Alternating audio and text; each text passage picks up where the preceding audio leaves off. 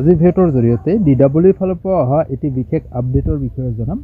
যেটো 5550টা পদৰ বিপৰীতে যি LPUP ৰিক্ৰুটমেন্ট প্ৰসেস চলি আছে সেই সন্দৰ্ভত তো বন্ধুসকল এই আপডেটটো আসলতে কি আহিল এই বিষয়ে জনাম প্ৰথম পাইবলৈ ভিডিঅ'টো চাই যাব আৰু চেনেলটোত নতুনকৈ আহিলে নিশ্চয় সাবস্ক্ৰাইব কৰি ৰাখিব কাষত থকা বেল আইকনটো অপচনত ৰাখি দিয়ক কাৰণ শিক্ষামূলক চাকৰি সম্বন্ধীয় আৰু বিভিন্ন বাবদবিলাক এই চেনেলৰ জৰিয়তে আপোনালোকৰ মাজলৈ তুলি ধৰাৰ চেষ্টা কৰা হয় তো আহক আজিৰ মূল বিষয়টোলৈ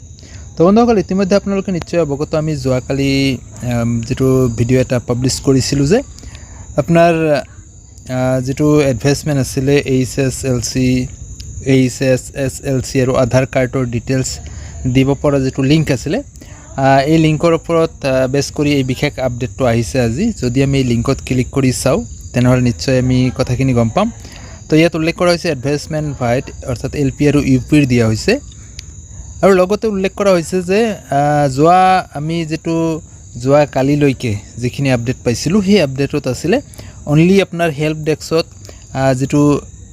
আপোনাৰ অনলি ইমেইল দিয়া হৈছিল ইমেইলটো দিয়া হৈছিল আৰু নতুন আপডেটত আহিলে এটা নতুন ফোন নম্বৰ ইনক্লুড কৰি দিয়া হৈছে এই ফোন নম্বৰত আপোনালোকে কল কৰি পেলাই আপোনালোকৰ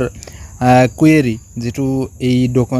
তথ্য আপলোডৰ যেটো কুৱেৰি ইয়াৰ ওপৰত যিকোনো ধৰণৰ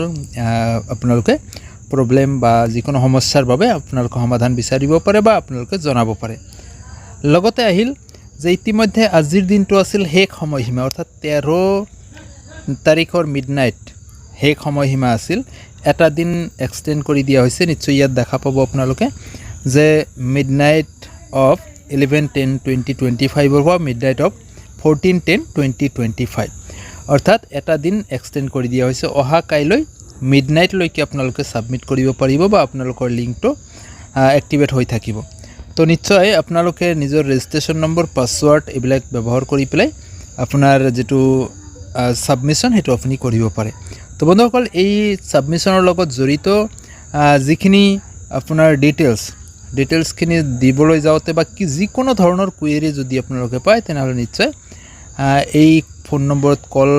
কৰি আপোনালোকে জনাব পাৰে নাইবা ইয়াত ইমেইল আইডি দিয়া হৈছে এই ইমেইল আইডিৰ জৰিয়তে আপোনালোকে জনাব পাৰে তো বন্ধুসকল এনেকুৱা ধৰণৰ বিভিন্ন আপডেটবিলাক পাই থাকিবলৈ আমাৰ চেনেলটোৰ লগতে থাকিব ভিডিওটো যিমান পাৰে বন্ধু-বান্ধৱীলৈ শ্বেয়াৰ কৰিবলৈ নাপাহৰিব